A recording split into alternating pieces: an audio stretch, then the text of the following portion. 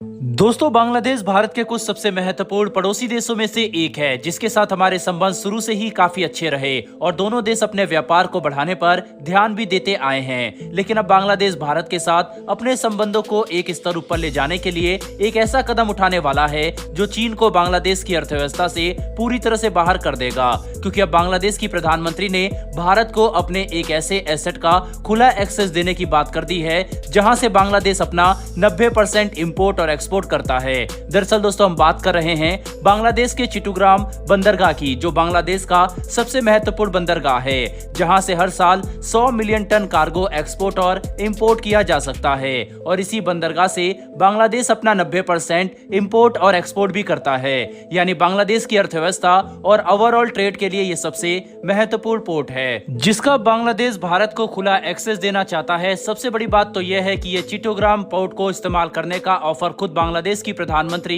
शेख हसीना ने भारत को दिया है, इसीलिए काफी महत्वपूर्ण माना जा रहा है। चिट्टग्राम पोर्ट हर साल 30 लाख कंटेनर ऑपरेट करता है और ये पोर्ट सबसे नजदीकी भारतीय शहर से मात्र 200 किलोमीटर की दूरी पर है, जिसे हम रोड, रेलवे और वाटरवे ट्रांसपोर्ट सिस्टम का इस्तेमाल करके और भी ज्यादा कम कर सकते हैं। साथ ही इस बंदरगाह पर 7000 से ज्यादा लोग काम करते हैं, जो एक काफी बड़ा आंकड़ा है। यानी अगर भारत बांग्लादेश के इस ऑफर का पूरा इस्तेमाल करते हुए चिट्टग्राम पोर्ट से व्यापार करना का फैसला करता है, तो इसका सबसे बड़ा फायदा हमारे नॉर्थन ईस्टर्न स्टेट्स को मिलेगा, जिसके तहत इन राज्यों को व्यापार करने के लिए एक सी पोर्ट सबसे कम दूरी पर उपलब्ध होगा, जो नॉर्थ ईस्ट में इंडस्ट्री को बढ़ावा दे सकता है। दोस्तों, इतना ही नहीं बल्कि अगर इस ऑफर को सही तरह से यूटिलाइज किया गया तो नॉर्थन ईस्टर्न स्टेट्स के साथ साथ भारत के दूसरे राज्यों को भी काफी फायदा हो सकता है, क्योंकि अगर भारत के उत्तर पूर्वी इलाकों में इंडस्ट्री का विकास होगा तो इसका असर हम भारत के दूसरे राज्यों पर भी देखेंगे, जिसके तहत भारत उत्तर पूर्वी राज्यों के साथ कनेक्टिविटी और इंफ्रास्ट्रक्चर को डेवलप करने के लिए ज्यादा इन्वेस्ट करेगा, जो भारत की ओवरऑल ग्रोथ और डेवलपमेंट के लिए काफी अच्छा हो सकता है।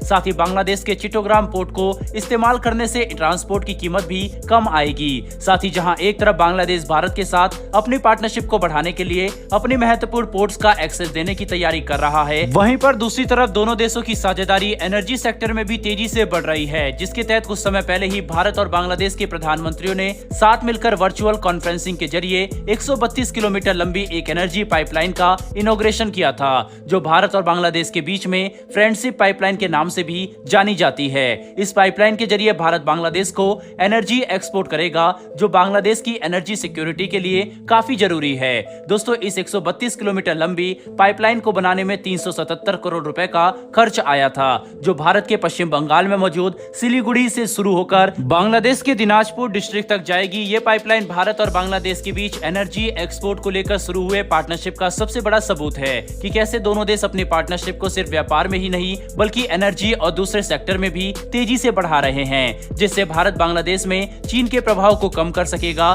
जो पिछले कुछ दिनों से काफी बढ़ चुका है। यानी कि इस बात में कोई भी शक नहीं है कि बांग्लादेश की प्रधानमंत्री शेख हसीना का भारत को खुद चिट्टग्राम पोर्ट ऑफर करना भारत और बांग्लादेश के बीच लगातार बढ़ती द्विपक्षीय साझेदारी को दर्शाता है, जिसका फायदा दोनों ही देशों को अपने बायलैटरल ट्रेड और ओवरऑल सोशल इकोनॉमिक ग्रोथ में साफ तौर पर देखने को मिलेगा, क्योंकि इससे न कि सिर्फ दोनों देशों की अर्थव्यवस्था मजबूत होगी बल्कि पीपल टू पीपल कनेक्शन भी तेजी से बढ़ेगा, जो मजबूत भारत बांग्लादेश संबंधों के लिए काफी जरूरी है। बहरहाल बढ़ते हमारी दूसरी खबर की तरफ, तो दोस्तों ये खबर भारत द्वारा संयुक्त राष्ट्र को की गई एक बड़ी मदद से जुड़ी हुई है, जिसके तहत भारत ने एक बार फिर से पूरी दुनिया को इस बात का एहसास करा दिया है कि यूनाइटेड नेशन को मदद पहुंचाने में जितना आगे भारत रहता है, शायद उतना किसी भी देश की सेना नहीं रहती। जिसके तहत भारत ने एक बार फिर से United nation peace keeping mission के लिए 150 से भी ज्यादा मिलिट्री व्हीकल और इक्विपमेंट की डिलीवरी कर दी है, जिनमें से कुछ इक्विपमेंट और व्हीकल्स को भारत फोर्ज लिमिटेड की फैक्ट्री में भी बनाया गया था। बता दें कि भारत ने जो व्हीकल्स यूनाइटेड नेशन को डिलीवर की है, उनमें क्विक रिएक्शन फाइटिंग व्हीकल्स भी शामिल है, जो एक ही बार में 20 से लेकर 25 सैनिकों की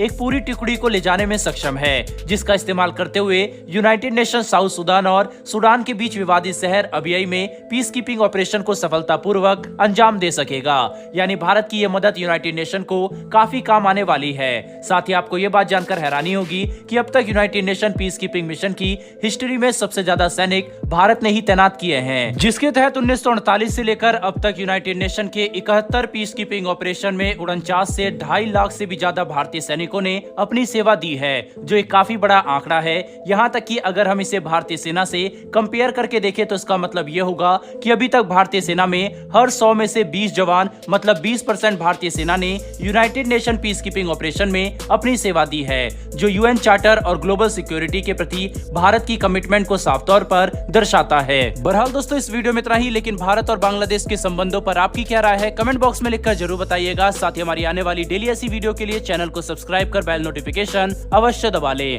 फिर मिलेंगे ऐसी एक नई वीडियो के साथ। धन्यवाद। जय हिंद।